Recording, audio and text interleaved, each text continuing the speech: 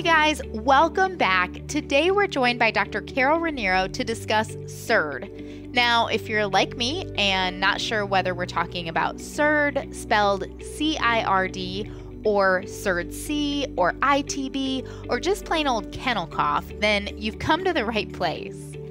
In this episode, sponsored by Elanco, Dr. Raniero talks to us about how the different names for this infectious respiratory complex came to be, as well as the approach to treatment and diagnostics, whether you're dealing with an individual pet dog or an outbreak situation. Let me tell you a little bit about Dr. Raniero and we'll get into it. Dr. Raniero received her DVM from the University of California, Davis. She completed a small animal medicine and surgery rotating internship at Texas A&M University and then returned to UC Davis to complete a small animal internal medicine residency. She also received her PhD in immunology from UC Davis. She's currently a professor and the director of the Comparative Internal Medicine Laboratory at the University of Missouri-Columbia. Dr. Raniero has spoken nationally and internationally on respiratory diseases in small animals and has published over 120 peer-reviewed scientific manuscripts. We're so excited to have her joining us today. Let's jump in. All right, so today I'm joined by Dr. Carol Raniero from the vet school at the University of Missouri. Dr. Raniero, thank you so much for joining me. My pleasure. We're so happy to have you, and we're here to talk about CIRD, Canine Infectious Respiratory Disease Complex. And so I guess let's start just very basic. What is CIRD, CIRD? Are we referring to kind of what in the past we've called ITB or kennel cough, or is this something different? That's a great question, because anytime the terminology for a particular disease syndrome changes, people wonder if the disease itself has changed or if it's just a nomenclature issue. So it used to be called kennel cough or infectious tracheobronchitis, ITB, because the emphasis really was on dogs that went to a kennel, had exposure to other dogs, and then developed a goose honk or barking seal kind of cough. So CIRD, or canine infectious respiratory disease, refers to, in kind of an umbrella fashion, a number of different bacterial and viral pathogens. So there's over a dozen different players in this complex. And the reason that the name has changed is because it's not just a focus now on tracheobronchitis. It's known that all of these different bacterial and viral pathogens can cause nasal disease. So symptoms like nasal discharge and sneezing, they can cause tracheobronchitis, predominantly manifesting as a cough. And they can also cause systemic signs of illness and direct more severe clinical signs when they cause pneumonia. So things like fever, lethargy, anorexia, and then tachypnea or respiratory distress. So the term is basically to reflect the fact that this is a much more diverse set of clinical signs with a diverse set of bacterial and viral pathogens. That is really interesting because I still have been known to call it ITB, even knowing full well there's this other terminology out there. So thank you for explaining that, why the terminology has changed and kind of all that it encompasses at this point. So let's go from there and talk about diagnostics. I'll admit, usually if it's an individual dog that comes in with a cough, but is otherwise normal, is bouncing around, eating, drinking, going outside, doing all the things they're supposed to do, just has this cough, I'm usually not super aggressive in my diagnostic approach. Am I doing the right thing in those scenarios? I hope so. So that's actually a great strategy to think about our patients as they're presenting to us. And what we know about CIRD is that the vast majority of the dogs that end up developing clinical disease associated with CIRD have self-limiting illness. So what that means is sort of whether or not you do diagnostics, whether or not you treat them, with kind of more benign supportive therapies versus more aggressive therapies, they're going to get better on their own. So when I think about what diagnostics I'm going to run, the reason I run diagnostic tests is to directly help me figure out how to manage those cases. And honestly, if you were thinking about doing one of the broad-based PCR panels, by the time you get that back, the animal is probably already better. So it doesn't play into management for an individual dog who clinically is very mildly affected. I'm so glad to hear you say that, because so many times on this podcast, I put out, well, this is what I would do. And I'm always so hopeful that somebody's not going to say, oh my gosh, Cassie, why are you doing that? So glad to know that, that's an okay approach to take. Is there a scenario where that approach would be different than the way we would approach just a singular case in a pet dog? Yeah, absolutely. So I think the most common scenario is what you just talked about, an individual pet dog that clinically is doing pretty well, but has a bad cough or has bad nasal discharge. The scenario where you're actually going to change your diagnostic strategy is an individual pet dog that comes in with more severe signs of illness. So I talked about systemic signs like fever, anorexia, lethargy, or more concerning respiratory clinical signs, tachypnea or labored respiration. So in that scenario, the critically important clinical question is, does that dog have pneumonia? So that's number one. You have to run diagnostics to be able to answer that. And number two, is that pneumonia antibiotic responsive? Meaning, is it a bacterial pneumonia?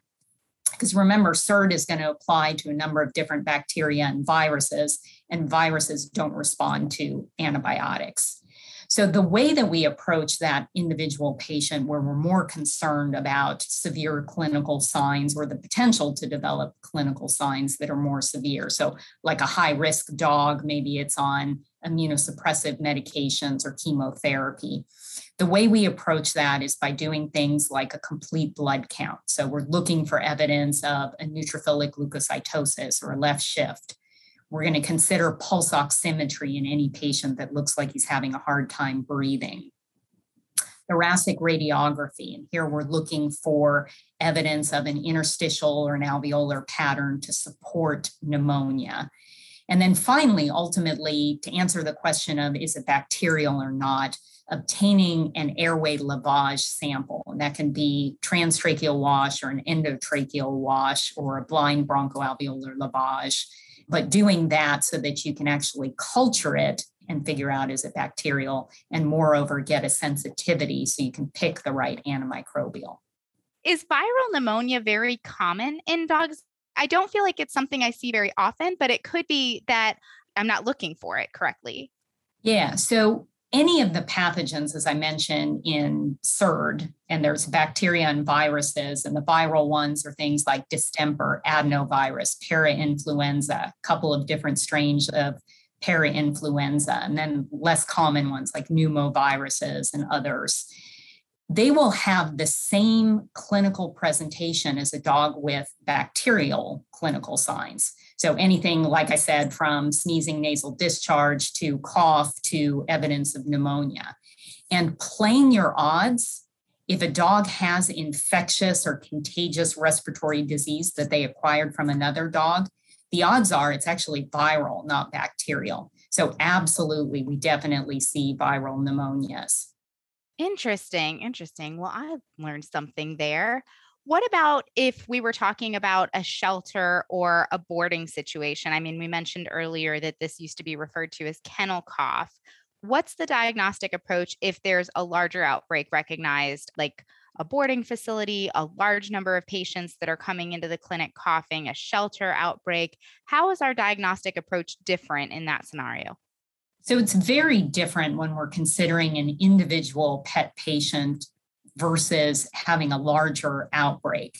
And in an outbreak scenario, that's where it's absolutely critical that you do the diagnostic test to help you figure out what the underlying pathogen or pathogens are that are causing the clinical disease in that outbreak. And the reason it's so important to be able to know which pathogen or pathogens are involved is because that's going to directly impact how you manage the outbreak. So remember my earlier comment, why you do diagnostics is to help you figure out how you're going to manage it, treat it, that sort of thing. And in an outbreak, it's everything from disinfectants. So if you're thinking about If it's an outbreak of influenza, for example, flu is really wimpy in the environment, and most of it's probably dead on its own within 24, 48 hours, and most disinfectants are going to kill it off.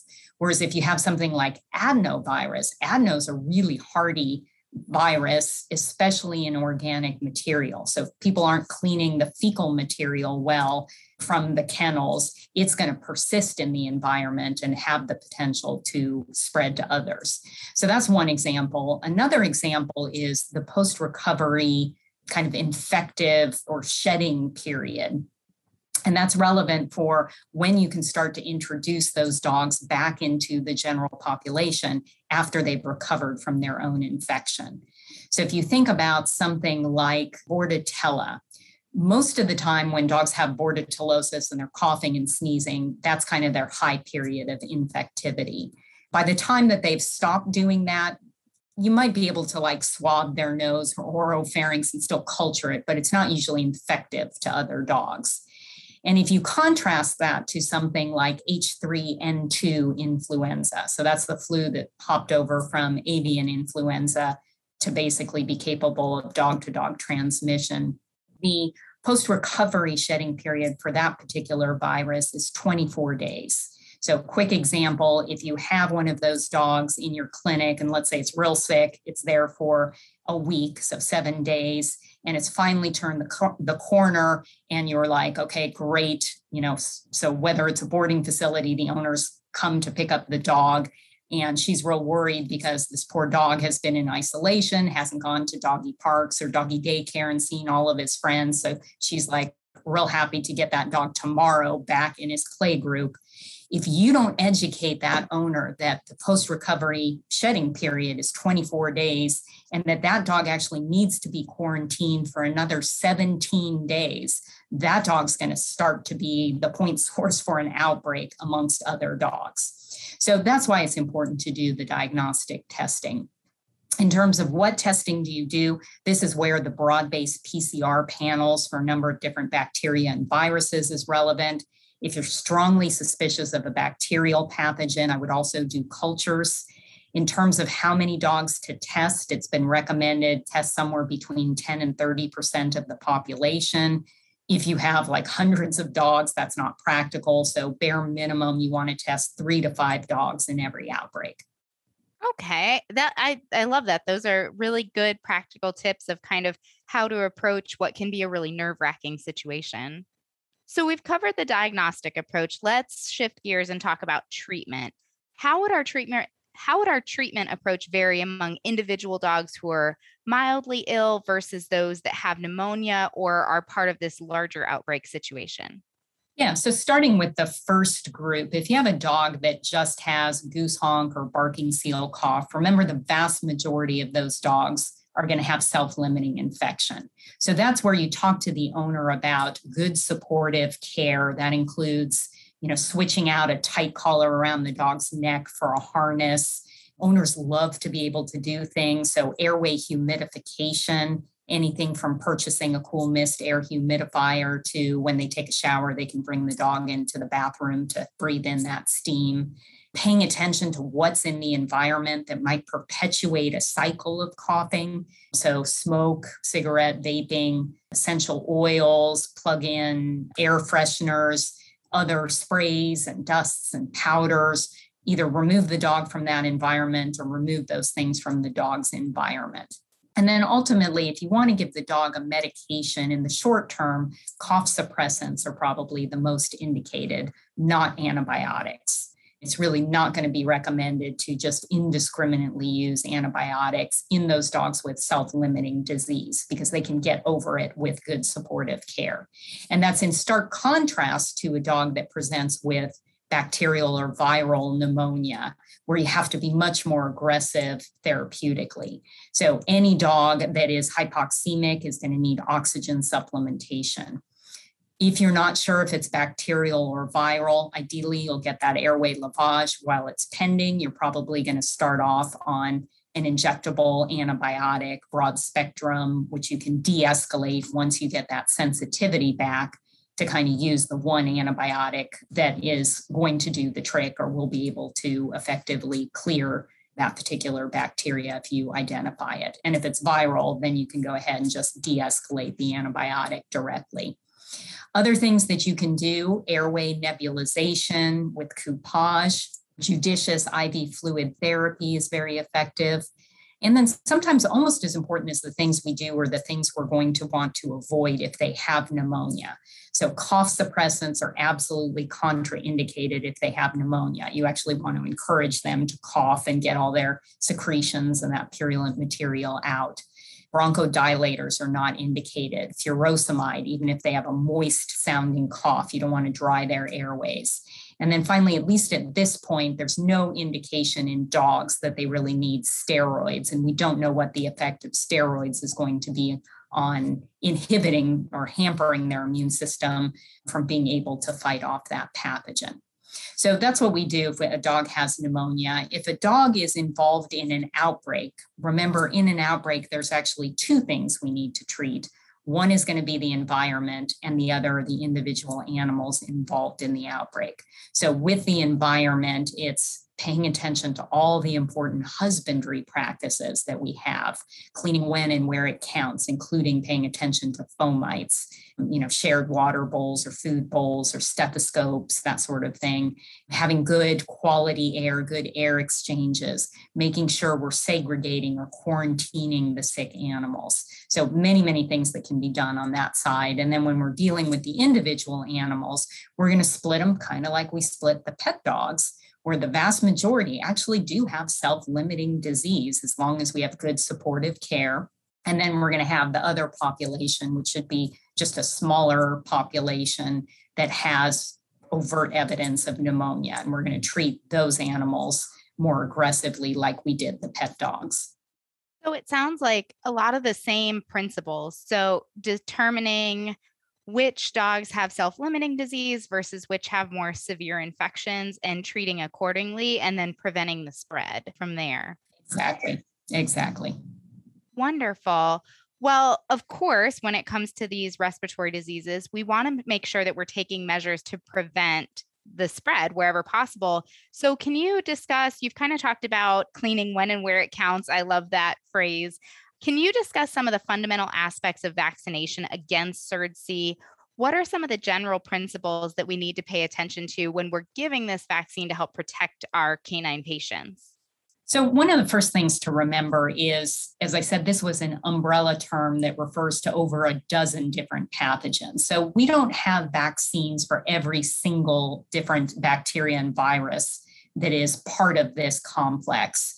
So our strategy is generally to focus more on the key players, meaning the ones that are common, the ones capable of causing morbidity, potentially mortality, and those for which we have effective vaccines. So that's going to include some core vaccines, and you're familiar, obviously, with distemper, adenovirus. So the respiratory adenovirus, the reason it's core is not because it's protecting against the respiratory virus, it's because it cross-reacts with infectious canine hepatitis or adenovirus 1, but regardless, it's still core. And then many people use parainfluenza. Bordetella is a very effective vaccine. And then finally, we do have vaccines for both the two different types of canine influenza. So when we're thinking about the fundamental principles of vaccinology, we want to think about giving the vaccine with enough time for it to kick in. So you're probably all familiar with the drive-by vaccination, right? Owners driving by your clinic on the way to the boarding facility, hoping a good 5-10 minutes is going to confer full and protective immunity. And we know that's just not true. Another important principle is going to be how long that vaccine is going to last. So we call that the duration of immunity, or DOI. So that's something that's very relevant because you need to know when you have to boost it to confer, full protection on an ongoing basis.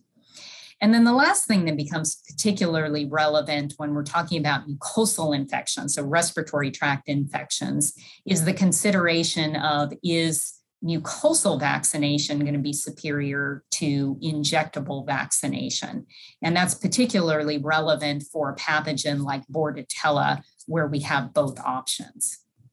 Can you talk about that a little bit more? There are several different routes of vaccination. We have oral, we have the intranasal, we have injectable. Can you talk about the pros and cons of each route? Yeah, absolutely. So the mucosal vaccinations are the oral and the intranasal forms. They're basically given topically at the site where that pathogen is first going to encounter in the wild. It is in general preferred to give a mucosal vaccine. The alternative would be an injectable vaccine. And the currently available injectable vaccine for Bordetella is a cell antigen extract. And so what's important to remember when you're kind of comparing the two is what have the studies essentially shown in terms of efficacy in reducing severity of disease and reducing the amount of shedding. And I think across the board, no matter what study you're looking at, there really is a value to giving the mucosal vaccine. It's going to have much better protection for that individual dog. And then depending on the study, because not all studies looked at shedding, but there are some studies that show the mucosal vaccines, again, are far superior in that aspect. And that makes a lot of sense if you sort of think about how the body's own immune system is going to handle a pathogen. Giving a mucosal vaccine is going to mimic that. So in terms of, other pros and cons, I think the big pro for giving a mucosal vaccine, aside from efficacy, has been targeted more at the oral vaccine, which is having something that is very compatible with the fear-free initiative. So everyone, is aware of this big movement where owners have a very high expectation that when they bring their beloved puppy or dog into the veterinary clinic, that it's going to have this happy experience. It's going to love everyone there. And somehow the idea of, you in the corner trying to shove something up that dog's nose as it's squealing and flailing and trying to get away doesn't fit real well with the fear-free initiative. So that's sort of one of the reasons why the oral vaccine came up. I think it's just much better thought of by owners. It's not a needle and it's not shoving something up the dog's nose. In terms of kind of the pros for the injectable vaccine, most veterinarians, most veterinary technicians are very, very comfortable giving injectable vaccines. That's what we do for the vast majority of our vaccines. So it's very acceptable. And in particular, if you have an aggressive dog, it's thought that that can be one of the easiest routes, is you just kind of can pop it with an injectable vaccine. The oral vaccine you can actually give through a muzzle. So I would say it's mostly the intranasal one that tends to be a little bit harder to give if you have an aggressive dog. Well, Dr. Raniero, thank you so much for joining us today. I've loved all the information you've given us about CIRD and learned so much. So thank you again. Thank you for having me here. It was wonderful to be able to share some of this information with your listeners. Thank you so much, Dr. Raniero, and thank you everyone for joining us. And I'd also like to say a big thank you to Elanco for sponsoring this episode. If you'd like to find out more about this and other exciting podcasts, click on the Education tab on the Vetfolio website. As always, we'd love to hear your input on this episode, as well as ideas for topics you'd like to hear from us in the future. Feel free to reach out to me at dvm@vetfolio.com. You can also visit my Facebook page at Dr. Cassie DVM, and you can find me on LinkedIn. And remember, if one animal is better off because of you today, it's a great day.